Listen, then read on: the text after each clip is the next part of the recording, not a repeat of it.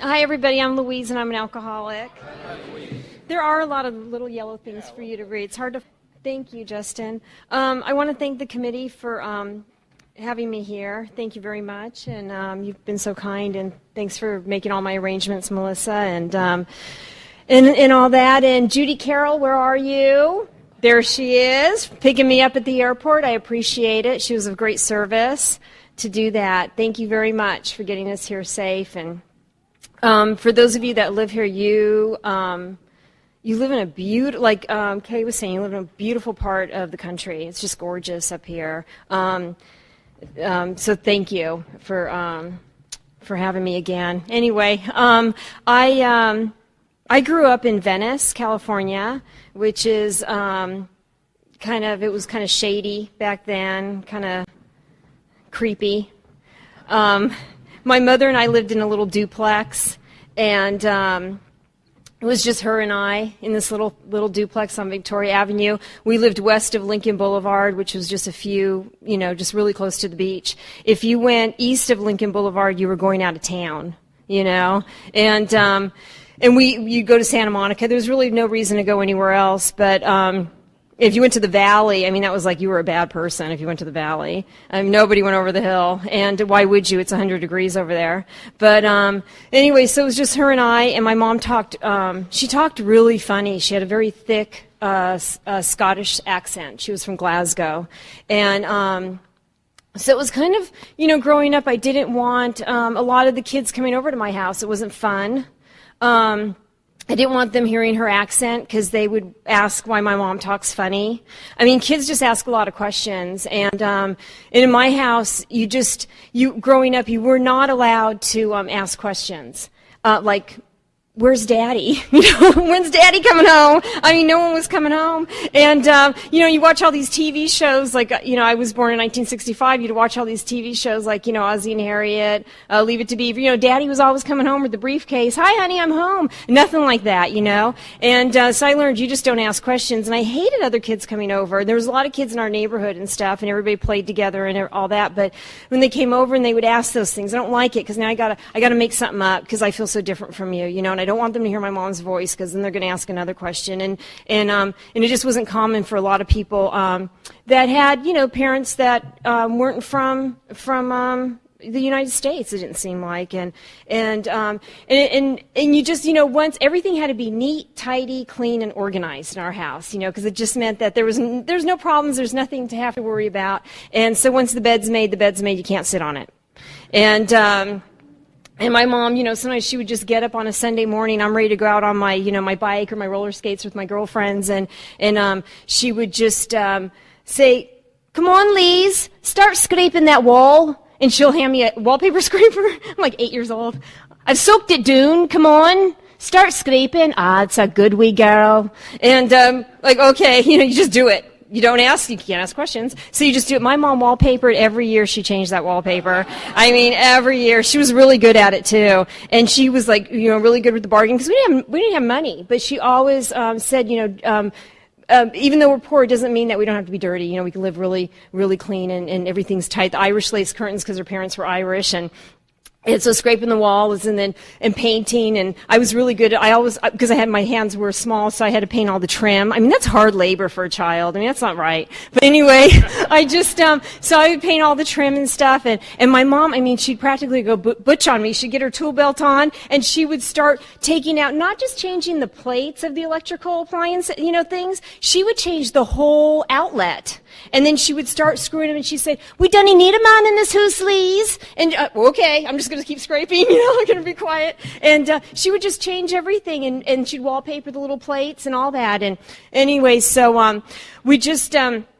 everything was neat and organized and tidy, as I said, and the windows were always washed. And I just and in Venice, where I grew up, there was a pocket of Scottish people and a few Irish, and so you called everybody aunt and uncle, and my mom would say it's because we're related through the drink, and I understood that because every weekend they'd all get together, and so I would.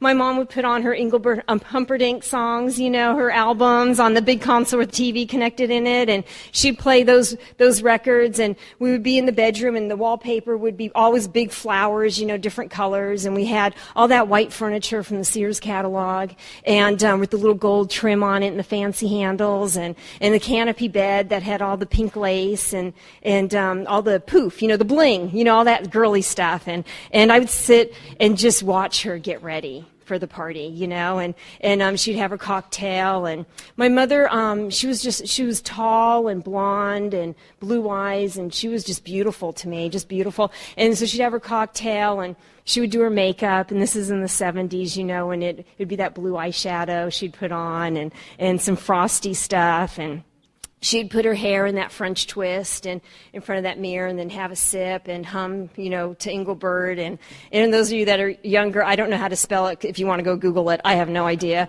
But anyway, he was very popular back then.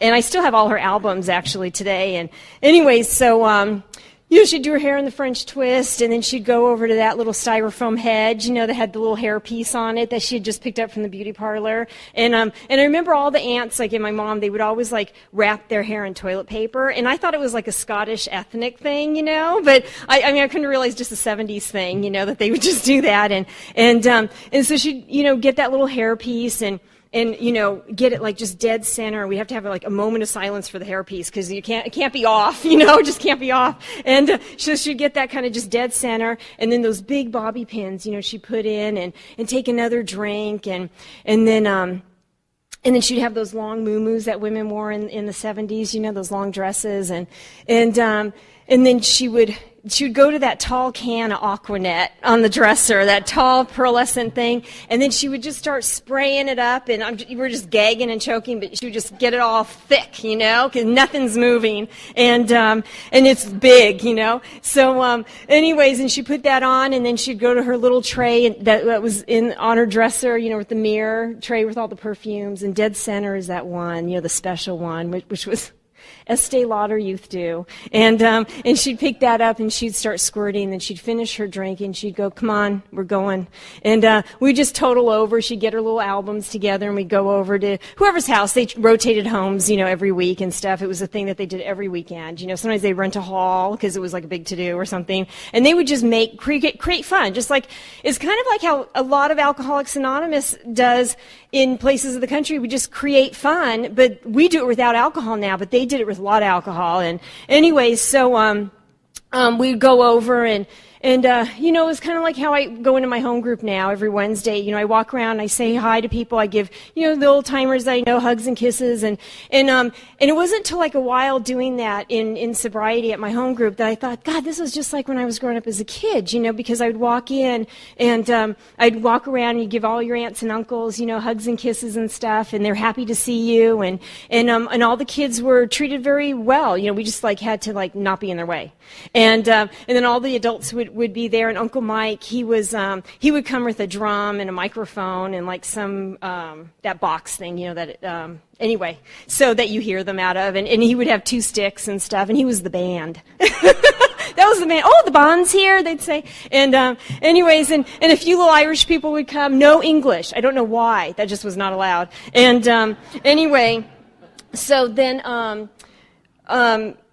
everybody, there were 2 rules, that everybody had their own song to sing. You could not sing anybody else's song.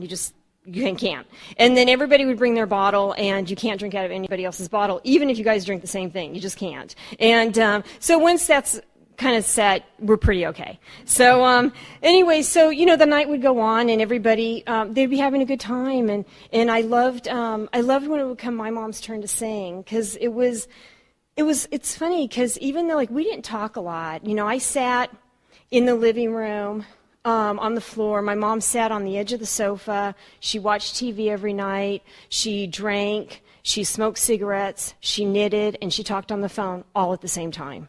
She did this night after night after night, and I couldn't talk. We had no conversations, and I would sit in the middle of the floor in front of the TV with all my Barbies. I loved my Barbies, and I still have a lot of my Barbies packed away in nice, neat containers, and except for my one favorite one that Sean Starr stole. and his mother was babysitting me, and we were playing G.I. Joes and Barbies. He lived down the street, and his mother was Australian, and I remember that kid stole my Barbie, and I tell you, I was a shy, quiet little girl. I mean, my mom would have my hair in pigtails with either flowers stuck to them or just poof in them, ribbons, I mean, just all this stuff, and everything was pressed neat and tidy, and I was a shy, quiet little girl. I just clung on to her polyester pants all the time. I was just afraid, I didn't want you looking at me. If you looked at me, I would just turn red. And when that kid stole my Barbie, I got to tell you, I felt a rage for the first time that I never knew I had inside me, and it felt good. It felt good. I mean, I beat that kid up every chance I got. I don't know what kind of sick thing he was trying to, flirt with, but not with my dolls. I was just mad. And then he was a wuss because he'd hide behind his mommy, So, I mean, she'd get a kick in the shin sometimes too, and she was just this little thing. And I didn't feel bad at all, And I tell you, even as a result of 13 and a half years sober today, I don't like sharing my stuff. Like when he couldn't find glasses to talk last night or whenever it was, I thought, I'm not giving him my glasses. That's how even when I go to a meeting and someone says, do you have a pen? Because they're like all excited, they're going to give their newcomer their phone number or something. I'm thinking, if you want to be a hot shot, bring your own pen. It's my thought, like, I'm not giving you my pen because I never get a bag. I mean, that's that whole thing still. But anyways, and, just real bratty, like a new Barbie won't fix it. And so anyway, so that was my first feeling of that rage. And anyway, so we go to, we're at the party, you say hi to everybody. And then my mom would start singing her song, and it was I'm Always Chasing Rainbows. And I got to tell you, I spent many a nights after she died at a piano bar called Dear John's in Culver City with the piano player Ruthie singing that song over and over and over for me because I was doing that sick, morbid kind of drinking. And because it was the time I only felt connected to her. I felt a real connection because I knew when she was singing that song and the look on her face, she was happy. She was wherever that alcohol was taking her, where she was in a comfortable spot. And I don't know why, but as this little child, I understood her at that point. And I felt connected to her like as if it was last night, and I heard her and stuff. And I just loved her so much. And anyways, my auntie, she was the only blood relation that I had. Her and my uncle came here a year before I was born to this country, and this was my mom's little sister. And Auntie's she's very feisty. She even at 73, she's still crazy, and she always wanted to be a performer. And her song was "Stella by Starlight." And the only problem with my aunt that she would have a few drinks, but she was kind of like one of those teaspoon drunks, like a teaspoon, and she's gone. I mean, it's a waste. It's just a waste. And so she'd get the mic and she'd start singing her song, and her she had another big problem is her teeth would just come flying out. Always come flying out of her mouth. And then Uncle Mike would be on the drum, the band. He'd say, "Ooh, Ina's lost her wallies, nobody move." And it was like, and then my aunt, then he would go, "Ooh, the dog's got him." And so the dog's chewing on her teeth, and not wanting to let him go and stuff. And my aunt would just go grab her teeth. The show must go on, She was convinced this is her moment. And so she would dunk him in some Al-Anon's drink, and then that Al-Anon would start throwing up. And it's just a mess. And then she'd put him back in, and then she'd start singing her song, And I remember even like after my mom's drunken nights and stuff, waking up as a kid in the morning and just she can never find her teeth either. I'd have to help her find her teeth, and ever since the 4th grade, I was a really good flosser and brusher, and still am today. I don't know about my teeth. We've had to look for other items, but not my teeth. But anyway, so she Auntie would finish her song, and then the night would get a little thick, and they're getting really drunk, and all those old country songs would come out. Not country as in like country like Western here, but like the old Scottish country songs that are just not good. Booze does not go with it. And we were not Catholic. Everybody else was, but we weren't. And we weren't raised with, my mom, we never went to church. I mean, the only time we went to any kind of church or was when one of the Scottish people got married, and then there was a funeral, and it was always one of the Catholic ones, but I knew that wasn't ours. So that's all I knew. But my mom did teach me a prayer when I was a child, and that's all I knew. And so someone would mention the Pope. And I really thought that was like the F word. I thought it was a bad word because it would just go quiet. And it just dead silence. And then the Irish one would blurt out, Jesus, Mary and bloody Joseph, there's going to be a fight. And then it just gets quiet and everybody's looking around. And then all of a sudden, there's a fight. And they're outside, and all the little Al-Anon aunties are putting the kettle on, making a stack of sandwiches. Because I think was it Kay that said that like that's going to cure the drunk, it's going to make them better. And I related to that because I saw it in action. Get the Waynes in, because we would all be outside. That's kids. We'd all be outside watching them fight. And it was the only time I ever saw my mother have like physical contact with another man, because she was on him and hitting them and just going to town. And really, she had quite a resentment. I didn't know that until I did my 4-step, but. It just so that's what it was like, and all the aunts would want to rally us all in, and the drunks out on the street fighting because they were afraid that the neighbors were going to see us.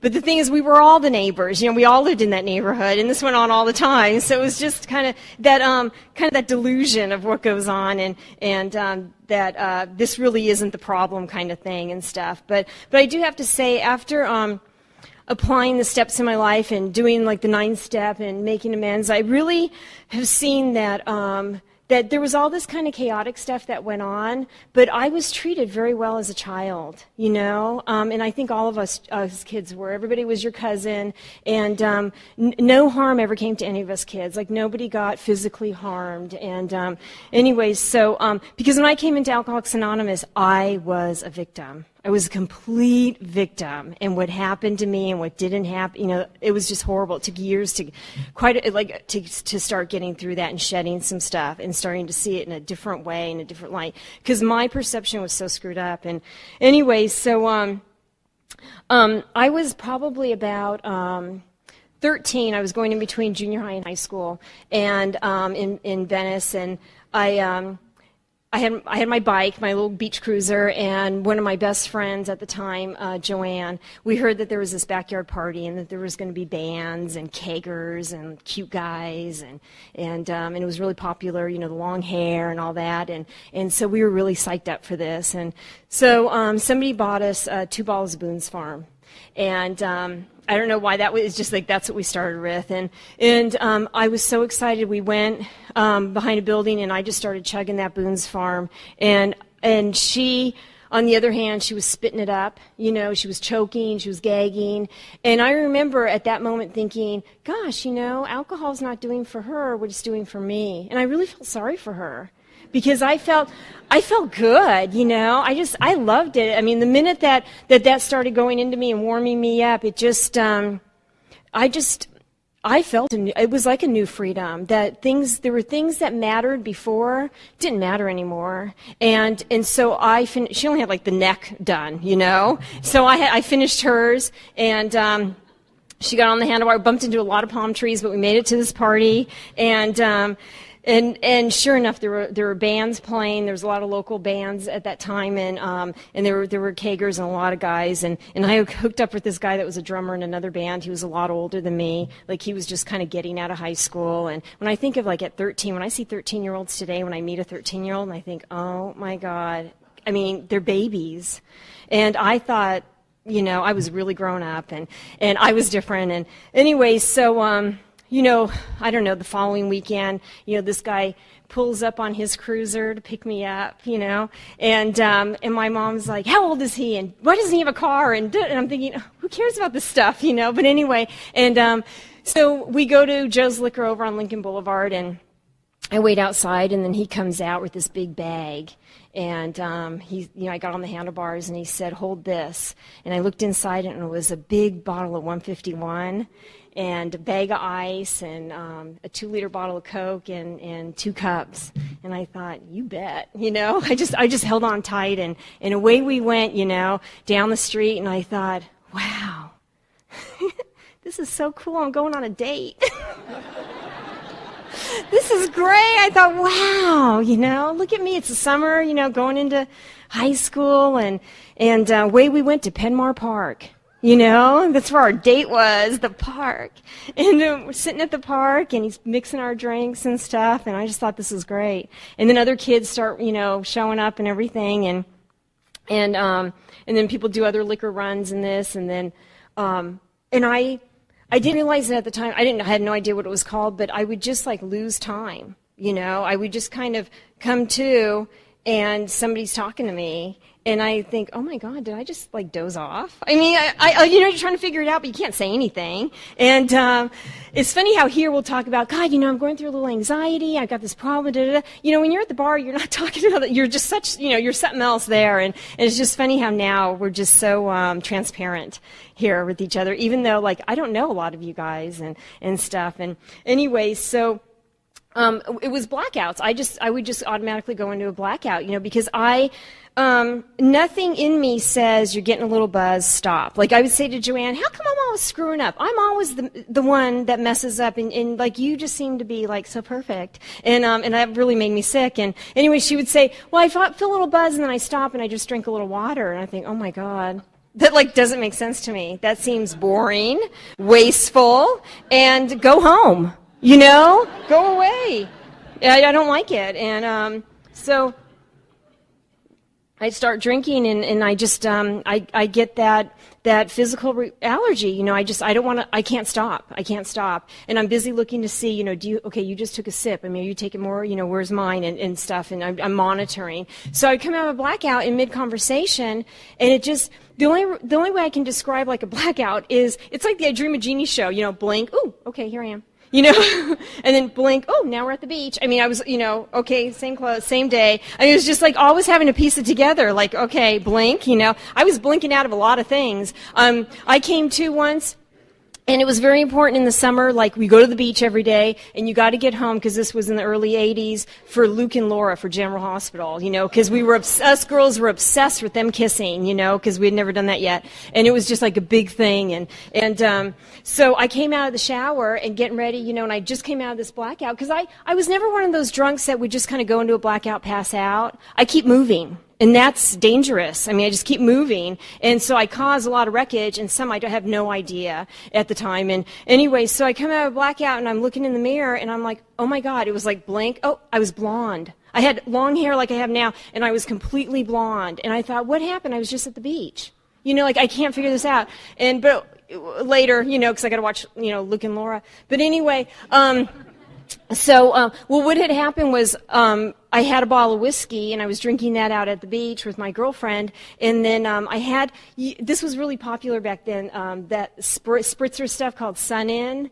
And so, I just don't buy Sun In. Like, it's just not Bacardi, it's 151 kind of thing. I like that better. And it was super Sun In. And, you're supposed to spray a little bit in your hair, and it enhances your natural highlight. So I poured the whole bottle in my head, someone said. And that's what happened. But, like, 2 days later, it turns orange. It's completely a mess. So then, everything has to be chopped off and stuff. So, and whatever. I never saw that, perhaps that had something to do with my drinking. I, didn't know that. And I was always coming out of blackout. I came out of blackout one day, and I hadn't been home yet.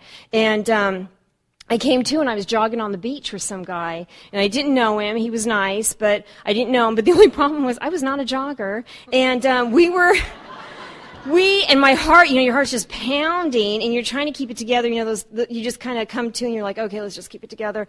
And then that some kind of resilient energy comes forth, and we're going the wrong way. We're going towards Santa Monica Pier. I live towards Venice Pier. I'm thinking, oh my God, I'm going to die. But then I perk up because he mentions margaritas. So, okay, I can hang in there, I stayed at this guy's house for like 3 days, and I didn't even know him. But he was very, very kind and whatever. He just kept mixing margaritas. And anyway, so I was always popping out of a blackout. I came to, and it was evening, and I was in a golf cart, and the guy's driving, and he says, I'm like, okay, what's going on? You're just like, oh no. And he goes, do you see it? And I'm thinking, oh my God, I'm too young. I was 16. I thought, I'm golfing? Like, I don't golf.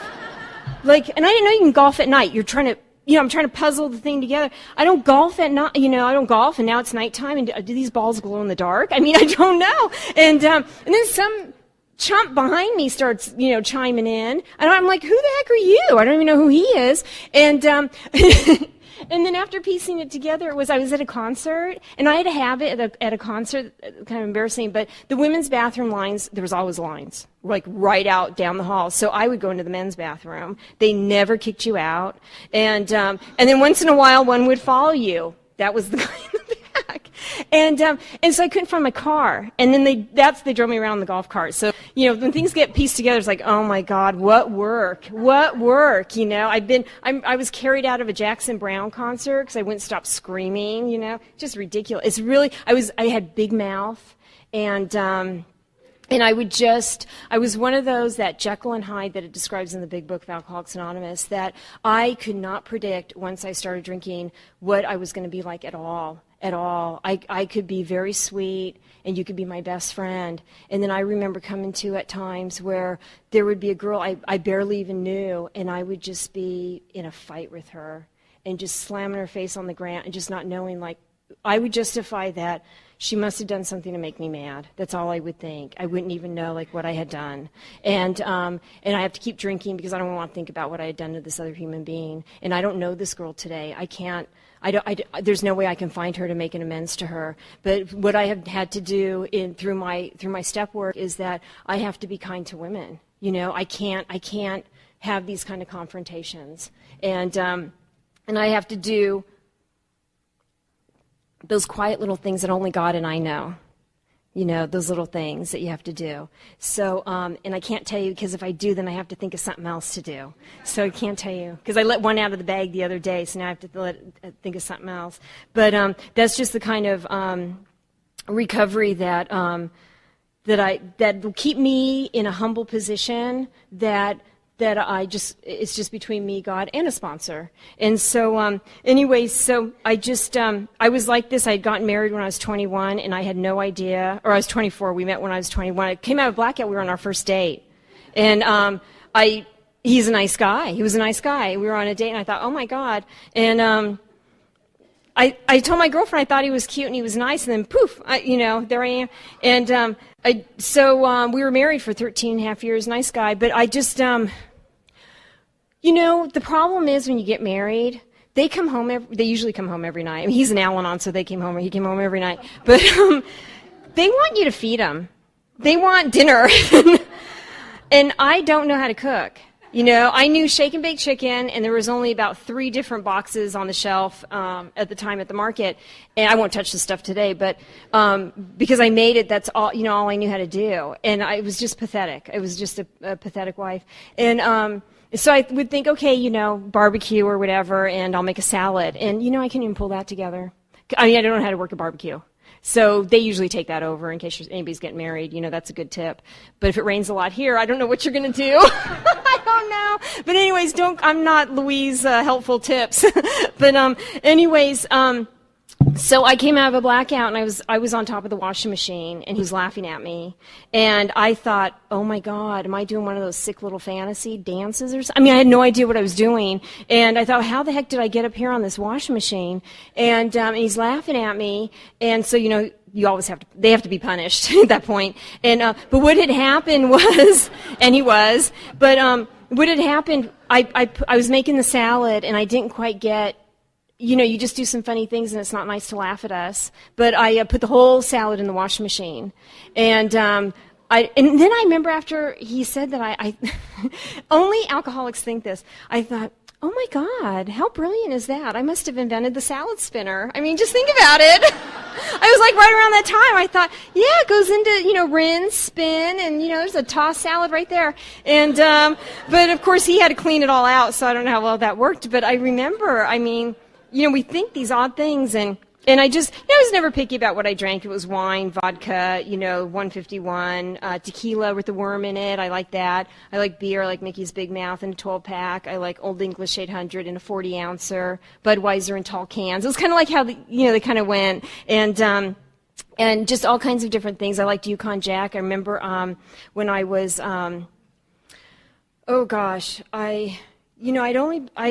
when I was 13 and I started drinking, I was drinking about 2 years. I was 15, and it got to a point where when I started drinking, and this is like a really dangerous place, I know for me as an alcoholic, I would start thinking about things and things that I don't have and things that my mother never gave me. Then my mother became my target.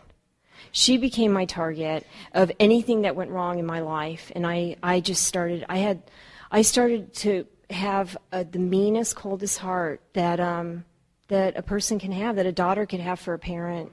And I didn't know at that time, like, all my mom wanted to do was just love me. She just wanted to love her daughter and give her daughter what she could, and I could not see that. And there were so many times, like, I wouldn't come home, and or if I did, I remember one time I came to, and I had my head in my mom's lap. She was sitting at the kitchen table having her tea. She did that every night when she came home, and in the morning when she got up. And I remember just sobbing, and I didn't know. I just came to, and that was like that. And I just said to her, "Do you think I'm an alcoholic?" And I didn't know, like, what went on. And she sat up real stiff, and she said, "No, Lise, alcoholics put alcohol in their coffee. We're Scottish in this house, and we drink tea." She was just, like, real about that.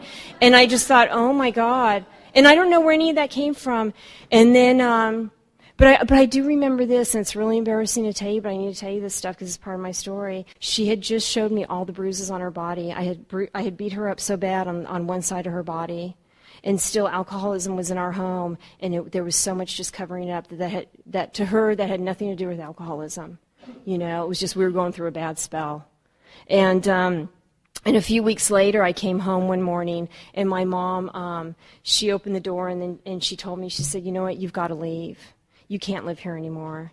And I know today that must have been a really hard thing, and especially hearing Kay, about her kids and stuff. Like, it's a really hard thing for a parent to do, where somebody that just loves you, for them to say you can't. I mean, I was 15, and I was her only child. It was all she had, and for her to say, "You know what, you got to go. You can't. You're not welcome here. I'm not safe here." Because I would come to when she would let me in, and I would be on the floor picking stuff out of the shag carpet, because I don't know what I would be on. I would like see things growing out of the carpet, and she would just be sitting on the sofa just stiff as a board, And sometimes our next door neighbor would be there because she would be afraid to be with me alone, like what I was going to do. And she said, "You got to go." And so I called a girlfriend of mine that I've known since junior high, and her family. Well, I called a few, and they said no. And then one girlfriend who lived up in Mar Vista, her and her parents, they said I could come live with them.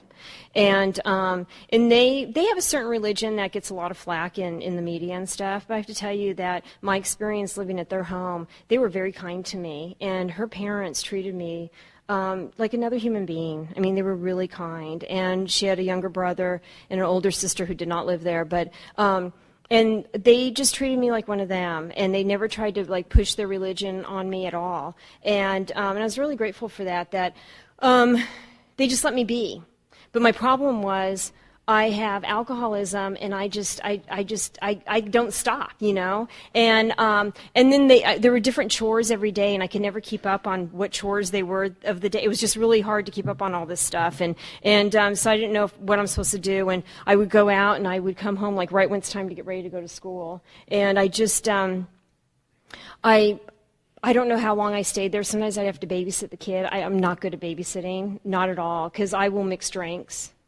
And, not have, parental guidance on what we're going to watch on TV. I mean, just who knows? And anyways, and then I would come to, and I wouldn't know, like, where's the kid? I just wouldn't know. And I just, and then I just keep moving. I go on to the next thing. And after a while of living there, they came to me and they said, "You know what, Louise," because they went out of town. I had a party at their house, and it did not go well. And so they came to me. Their landlord lived next door. I didn't know that. And so they said, and the house got trashed. They said, you have to go. Our house is no longer calm, with you here. We like you, but, we can't have this going on in our home. And as a result of the 9th step and me going back to this family, I still have contact with them. And my girlfriend, we see each other every few months. We meet for lunch, and sometimes I see her parents, and they just want me in their life. I mean, they like that I have a different way of living now, and they like to know what's going on. And we catch up, and it's just really lovely, and that's only because of Alcoholics Anonymous. And because I would have been so mad that they had kicked me out, back then, and I would still be holding on to stuff like that, still drinking, like, God, nobody understands me. And so anyways, Then I went to live with a boyfriend and his family, and that didn't go over so well after a while either. They came to me and said the same thing. And I remember thinking, God, what's wrong with people? You know, nobody wants to have fun, you know? And, but I just caused a lot of that walking on eggshells all the time because you didn't know when I was going to be happy or when I was going to be mad. I mean, just that Jekyll and Hyde all the time. And I just, so I went back home, and I asked my mom if I can come back home and live, and I didn't tell her that I had gotten kicked out. I just really thought that, you know what, maybe I can be different now and stuff, and I just couldn't. I just couldn't. Even though I had that idea that I'd like to be different now, and I wish I could be like the other girls in my class that seemed to do okay, and I would always think, what's wrong with me? I just can't figure out what the hell is wrong with me. And but you know, I was still like, my solution was like, you know, to meet up with everybody else at the park and just start drinking. And then, you know, I wouldn't know. I would lose track of time. And it would happen again and again, you know, with my mom. We would just get in these conflicts, and it just, and what it was alcoholism, and I would come in like a roaring drunk, and that, you know, I held her accountable for everything that went wrong. You know, me not having a dad, I hung on to that for a long time, not knowing who my dad is. I would try to snoop through her things, and it was after she died, I came across my birth certificate after she died, and it was from Baldwin Hills Memorial Hospital, and it had my mother, or it had her beautiful signature, you know, and then over father, the line of father, it says refuse to state, and it just, you know, I just held on to that kind of stuff for so long, and I didn't look like her, I didn't talk like her, you know, I'm not close to this family, and just like all the differences, all the time, all the differences, and that's why I'm the way I am, and you would be this way too, until I came into Alcoholics Anonymous, and I remember vividly hearing a woman talk named Polly P., and she had blonde hair. I think she's from the South or somewhere, but I remember she grew up with religion that was beautiful, it seemed like, and two parents that loved her, and I remember nudging my sponsor and going, oh my God, they're here too. They're drunks too. Like you guys that have what I thought was so different, you're drunks too. And that's when I started seeing that there is something called alcoholism, and it has there's no, you know, it just happens. I can't think of the word. There's no discrimination over it. And anyway, so it started happening again with my mom, and I was probably, I remember coming out of a blackout. I was in my cap and gown at my high school graduation thinking, oh my God, did I go down and get my diploma, or am I waiting for them to take, I mean, everything was always so confusing. And that's how I live, like that all the time. My mom, when I was 21, she got cancer. She got diagnosed with, we had went to Scotland, we visited our family, we came back, and a few months later she was diagnosed with cancer. And she had lung cancer, and they tried to remove half her lung, and it was too close to her heart, so they had to close her back up. And within 6 months, she died. And I remember still, like, now really feeling like sorry for myself, that great, I'd never had a dad, and now my mom's dying, and why is this happening to me? And it was just all about me. And I remember when my mom was home, and, you know, to try to take care of her, you know, I couldn't cook for her, I couldn't give her a bath. I was just so, you know, that's when I started running down to Ensenada all the time. I didn't do a lot of geographics, but I would just take off and go down to Ensenada, because you could really forget about things down there. And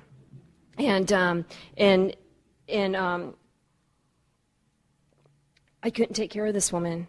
My aunt moved in, and my aunt helped her to die. And I remember when my mom was in the hospital, and it was about 2 weeks before she died. I remember I was in there, and I came out of another blackout, and I was demanding to know. I was leaning over her bed, demanding to know who my father is, just going on, drilling her. And she's on a lot of morphine, and she's kind of coming in and out, and she's getting really afraid. And she said, you have to leave me alone. I'm going to call it. She's calling the nurse. And I knew all these people at the hospital because my aunt worked there. My aunt and uncle worked at this hospital. And so we knew everybody. And my aunt came running down, the nun came running down, and the nurse came in. And the nun who I know her today still, and she escorted me out the back door and talked to me, and it just I couldn't see it. I just couldn't see it, and so my mom died, and that was it. And I had went to my 10-year high school reunion. I had gotten married, went to my 10-year, I thought that was going to be the fix, nice guy, and it wasn't. And went to my 10-year high school reunion. I came to the next morning, and something different happened. There was some vodka left, and I don't know why. I poured it down the sink. I have no idea why I did that, because I never did anything like that. And I made it home. I don't know what I told him, but he left. He took the gun in a case and left. And I just remember Joanne's sister had about 3 years of sobriety, and she was the first person who ever got me stoned when I was 13. So I thought, I'm going to call her. And I felt inside, even though I was still fading in and out of a blackout from the night before, I felt some kind of a desperation inside that I can't really describe it. And so I thought, I'm going to call her. So I couldn't see. It was really blurry because I used to wear disposable contact lenses. So I got the 2 bags out with all of them in there because I thought I needed to put my contacts in. And I had the phone in the phone book. And I was trying to dial her number, but it was blurry. So, and I kept coming, you come to and you're like, okay, hang in there. You're trying to talk to yourself and stuff. And then, so I kept putting contacts in my eyes, but I wouldn't remember. So I had like 4 in one eye, 5, and this was so blurry, I just kept backing them in, stacking them on top of each other. And I tell you, if you're new, it's not such hard work. If you just kind of, just tag along with the sponsor. If you got a good sponsor, tag along. I mean, it's not that much hard work. It just, than what it was like. It just, anyways, so I don't even remember calling her. I have no idea. But next thing I knew, my doorbell was ringing, and she was there. And she took me to her house, and we sat at her kitchen table. And she had about 3.5 years, and everything, and that's a lot of time. That's a heck of a lot of time. And we sat down, and to me, she talked a heck of a lot. But all I remember what she said was, I have tools to live my life differently today. I can handle situations that used to baffle me. And I remember that got my attention. It got my attention so loudly because I remember thinking, oh my God, I have been baffled my whole life. That's it. And she says, I have Alcoholics Anonymous I go to, Louise, and that's my life. And so she took me to a meeting that night. We went to the Marina Center. And I remember I'm still like bopping in and out and stuff. And she, we sat in the back, and they asked you to stand up, as a newcomer. I thought, oh my God. I just felt like I was purple and like wet. You know what I mean? That like your brain's just a soppy sponge and just icky. And so I wouldn't stand up because my head kept going in between my knees because I felt like I was going to barf any minute. And I got to tell you, I have found, if you're new, that Alcoholics Anonymous is really the most socially acceptable place you could barf in. I mean, it really is. I mean, if you did it in the supermarket, they're going to look at you kind of funny, And but here we don't. We'll just get an angry woman and a spiritual guy to clean it up. And there we go. But it just and so she said to me, she didn't tell me what she just said. I'll meet you here tomorrow.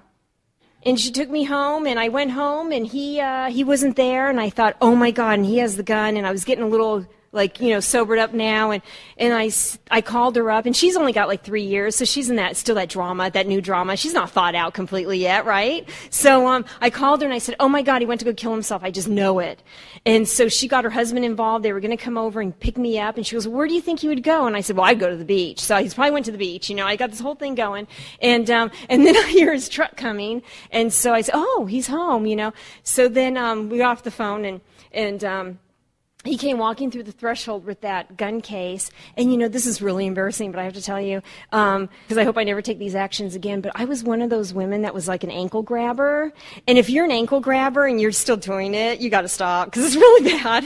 So, because I would just I plunge, like going for, home base, the ankles, and it was always that oh my God, and it's just so dramatic, do you love me?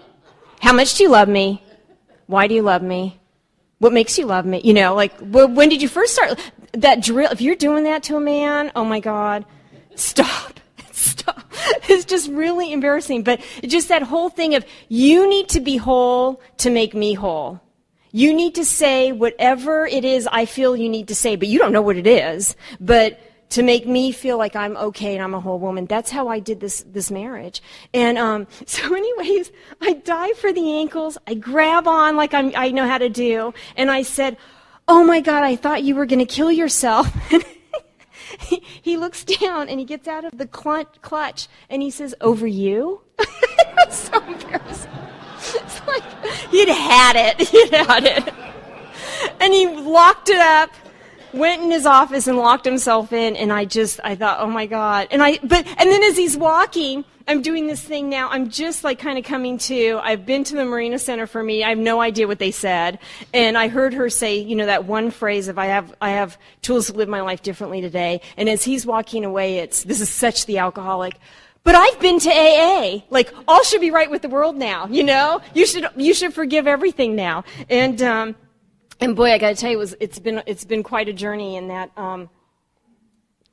Becky said, there's a meeting here at 6:45 a.m. I'll meet you here. And I just got up that morning, the next day, and I met her there. And I went the next day. And she says, there's meetings here from Monday through Friday. Why don't you go to a women's meeting so that if you can't get a hold of me, she started that she was going to be my sponsor. And she said, if you can't get a hold of me, it's important that you are connected with a group of women so that way you have a network that you can call one of them. And it's not like a freeze on the phone. They're familiar with who you are.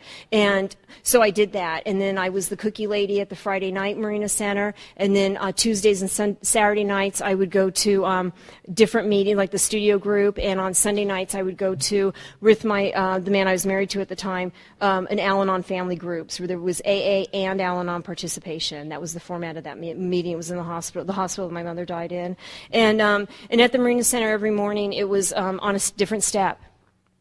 And Becky right away, she would just get so excited when it was time to take a chip, and Friday nights it was the chips and stuff, and then she got me right into, we would read the book, and I would start, step one, and I'd have to write on step one. She gave it to me the way it was given to her, and then I did my fourth step, and I remember calling her and telling her I'm done with my fourth step, and she got so excited, and she says, we have to make a date right now to do your fifth step. And then, I just left it up to her. Her enthusiasm just fed it to me, and she said, we'll go to Friday night Marina Center, you take your 9-month chip, and then after that we'll go to my house and you read your fifth step. And I remember thinking, like, God, I feel sorry for people that come in and you don't know anybody, and you're going to do that with somebody you don't know. Because I knew her. I've known her since I was 13, so I felt a little lucky. Because I don't know if I'd want to be so honest, especially with some of the stuff I just told you that I've done, and more. And so... So I remember going to her house and reading it to her, and it took a few hours, and we read, and she shared back with me. And then I said, okay, I'm done. And she said, you're done? And I said, yeah, I'm done.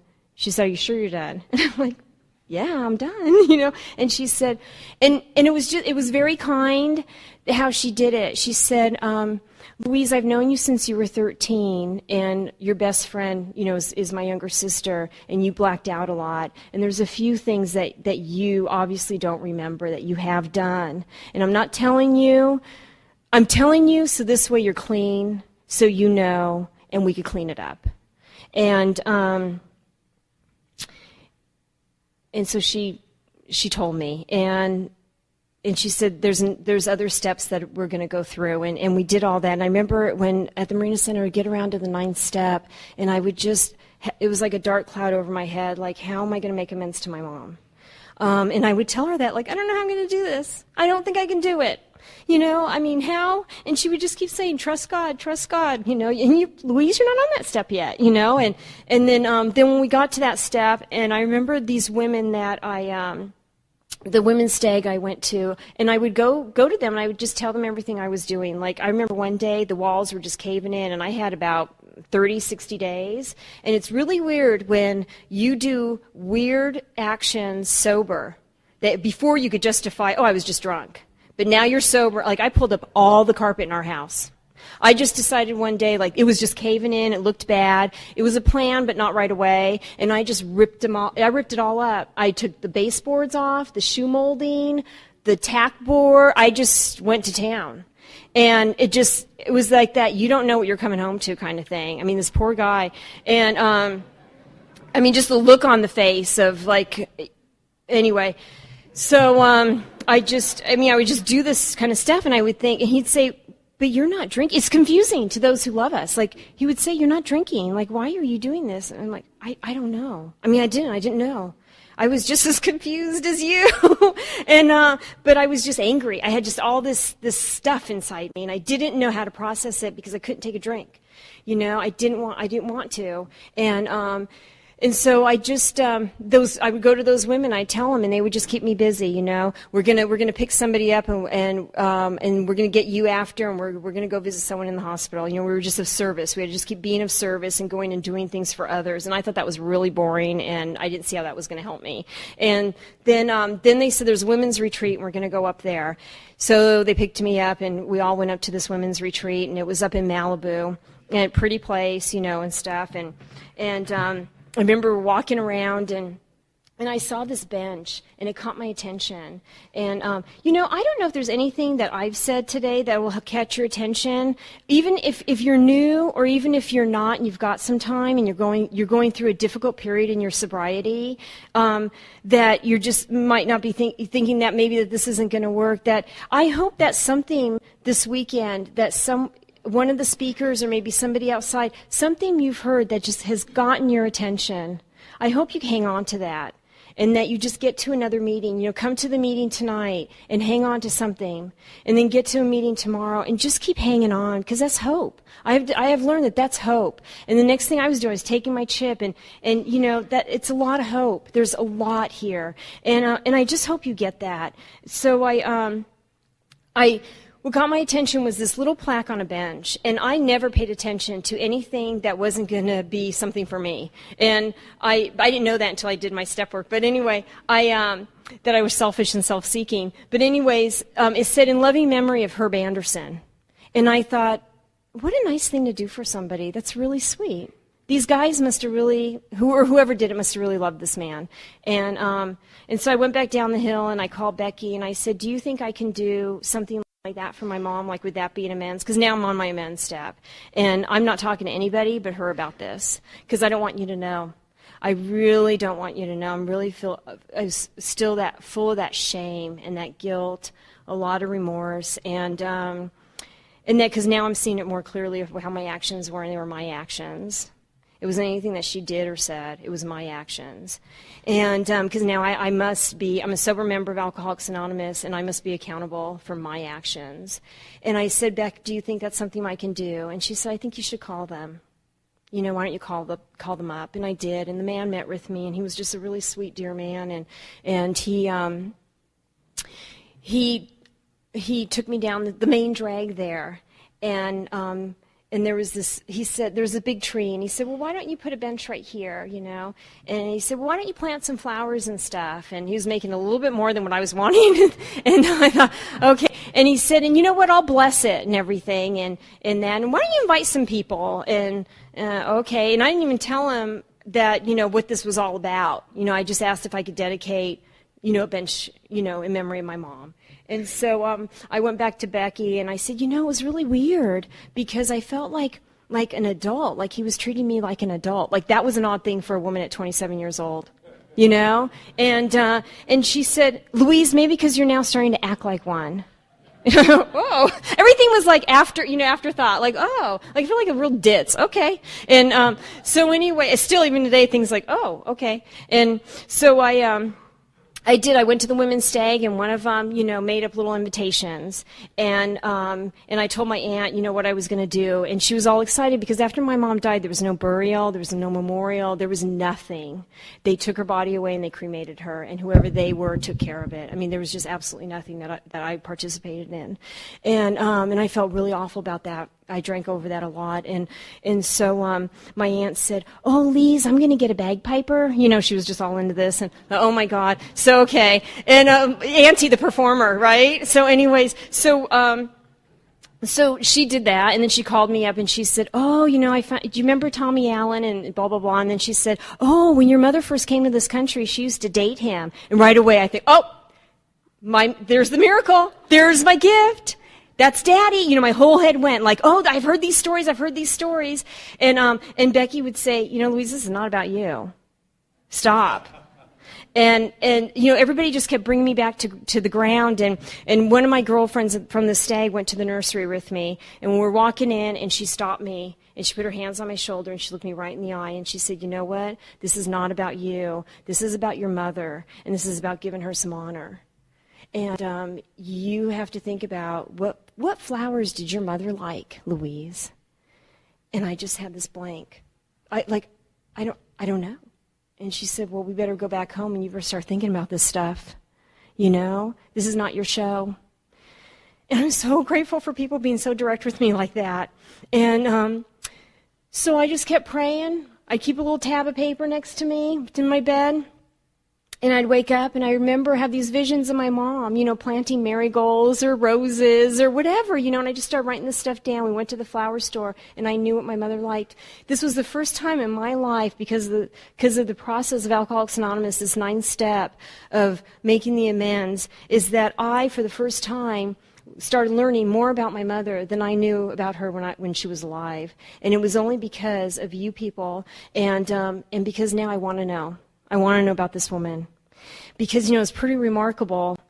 I started thinking about her life more, and people started sharing little things to me. And I remember this one dream I had. And sometimes when I get up to start the day, and I have a good life today, but sometimes I'm just tired, and sometimes God's just not enough. I know God's big, but it's just like, okay, God, you know what? And then I think of this. And this is a memory I had when I was doing the process of this 9th step, that when I was a little girl, my mom and I lived on Victoria Avenue in that little duplex. Our heater didn't work for some reason. It didn't work. And she would get me up in the morning. And sometimes, yes, it does get cold down there sometimes. And anyway, so she'd put the stove on, and she'd have the oven, it open a little bit. And she would have a stool next to it with my school clothes. And she'd get me up. And she always did my hair in the pigtails with all the poof. And I had the bangs that were always straight. And she would kneel down on the cold linoleum. And I'd put my hands on her shoulders, and she would start dressing me. And I remember she had these beautiful blue eyes, and she would look at just right in me. And I remember she would say to me, you know, Louise, I grew up in an old country, and it was during World War II. And when I was 14, I was graduated from school, and I was making bombs in a factory. And I never had a doll until November 7th, 1965, when you were born. If I didn't get sober and go through that, I would never have known what a remarkable woman she was. And I got to tell you, I had beaten her up so bad one night that she had to have emergency eye surgery. She had a detached retina in her eye, and her eye was never the same. And so I just, I started feeling a little bit like maybe the slate can get a little clean now. And we had that little memorial, and people came. My mom's first boss came that she had in this country, and it wasn't until after doing more of this step work, and with another sponsor I had gotten named Rita, that in 1965, in that time, it was not socially acceptable for a woman to have a child and not be married. And I never saw that until it was pointed out to me by other women in Alcoholics Anonymous, and that. When my mom was pregnant, she was very suicidal, and my aunt moved her in with them. And every day, this man that came to her memorial that I did, he would bring her day's work and take home the past days, so she could have a little bit of dignity to be able to stay home, because she never left the house when it was daylight. And I never knew all that stuff. And every Christmas, that this man called my mom to wish us happy Christmas. And my mom, this July 3rd, will be 20 years that she's been dead. And do you know this man still calls me every Christmas? This is class, and this man didn't even need a program to have him to be just like that. But I remember when Rita started sponsoring me, and I told her, we were doing the steps again, and I told her what I had done as amends.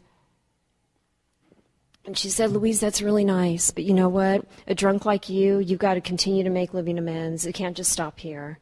I want more for you. And you've got to be good to the women in Alcoholics Anonymous, and especially the women in Alcoholics Anonymous, because you're still angry at men, so I don't want you around them right now. And because I was just angry, still had that, because I couldn't let it go that I still didn't know who my dad was. And And so she said, you've got to do for women. If women need a ride to a doctor's appointment or whatever it is you can do, you be of service. And so I did that kind of stuff. And then there was a woman, this little lady that lived in the courts where we had lived, and I called her Dearie, and she was kind of like the only grandmother figure that I had. And her daughter I call Aunt Ruth. She's like now a mom to me. And so whenever Aunt Ruth was going to go out of town, she'd always call me to take care of Dearie. And Dearie had grandkids, she has great-grandkids and all that, but I would tell Aunt Ruth, just let me know and I'll be there. And I remember one time Aunt Ruth just looking at me and saying, I can always count on you. And I thought, no, it's Alcoholics Anonymous. I'm thinking it's Alcoholics Anonymous. And so I'm there with Dearie, and I got to give this woman a bath. I knew how to do that now. And I got to make her dinner and set up her coffee for her and just be of service and love this little lady. And she, I remember one time getting her out, and she had a short-term memory loss. So she would ask the same question over and over. And I mean, sometimes like all day she would ask the same question. And you know what? I had to answer her with enthusiasm as if it was the first time she asked me. That was what Rita just laid that down. You cannot get stern with this lady at all. You have to love her. It was just all about love and service to this little lady. She was this little thing. And so, anyways, so I would do it. And she liked watching, this one John Wayne, Donovan's Reef movie, and we watch it over, because she wouldn't remember, watch it over and over. I still have that video today. But anyway, so I did her bath, and then I did her hair. I sat her in her little chair. I gave her a little manicure. I just fussed over her, and I found that this was really, it felt good. It felt good to do, like you were talking, Matt, about taking those good actions. It feels good, and you know it. And so she's clicking away watching her John Wayne movie. I'm sitting on the floor in front of her, and she's playing with my hair. And I just thought, wow, this is really cool. I would have missed this whole thing, And I looked up at her, and she was looking down at me, just gazing at me and playing with my hair. And she said, "Your mama would be so proud of you today."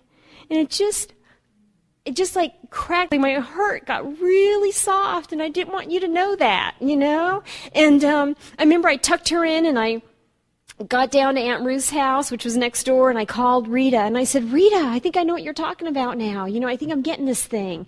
Rita, "Oh, honey, that's good. But you know what? A drunk like you can't stop, Louise. You got to keep going, because you're a mean old thing." She's just like, "You got to keep moving. After Dearie, there's somebody else." And I was like, "Oh my God, Rita, I'm so tired, but okay, And so, and I've been moving ever since, since Rita has been was sponsoring me with that, and then I went through about 3 or 4 years ago, I went through a divorce. I just, he's a good member of Al-Anon, and if he was here, if he walked in the room, we'd give each other a hug and a kiss, and it'd be sincere, We really wish each other well, He's getting married in a few weeks, and he's a great guy, and he's marrying a really nice woman, and we really want the best for each other, but it just wasn't meant to be for us to stay, and I'm so glad that we could have a situation like that, because we practically grew up together, and anyways, I want to thank you, and I really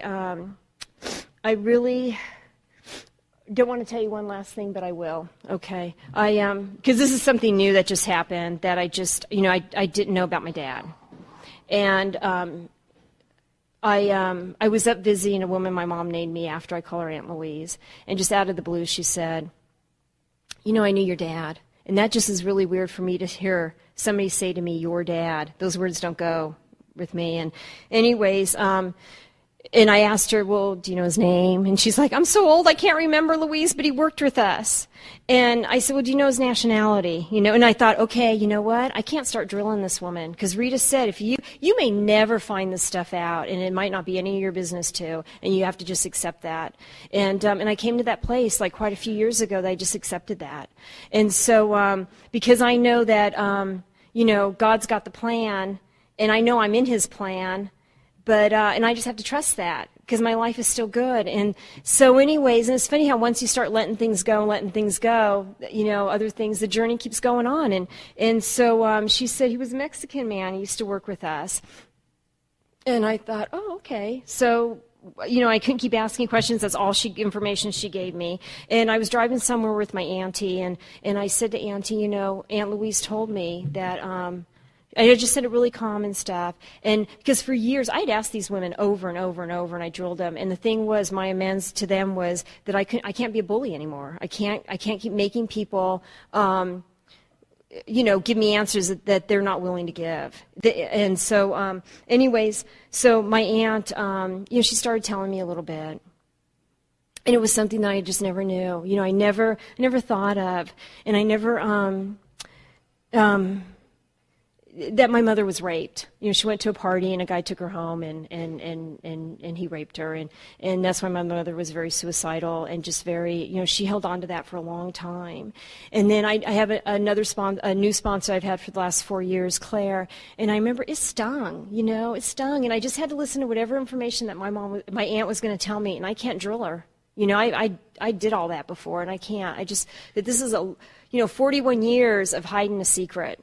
And at their age, they don't air laundry, they don't air stuff, and she doesn't have a program to go to, so I can't force it. So I listened to what she had to tell me, and I thanked her for telling me. And then I went to my sponsor, and thank God, I said, it really stings, like how, and I said, I felt at first like it justified, me feeling so different and being different. See, I am, And since, she said, you're not walking this journey alone.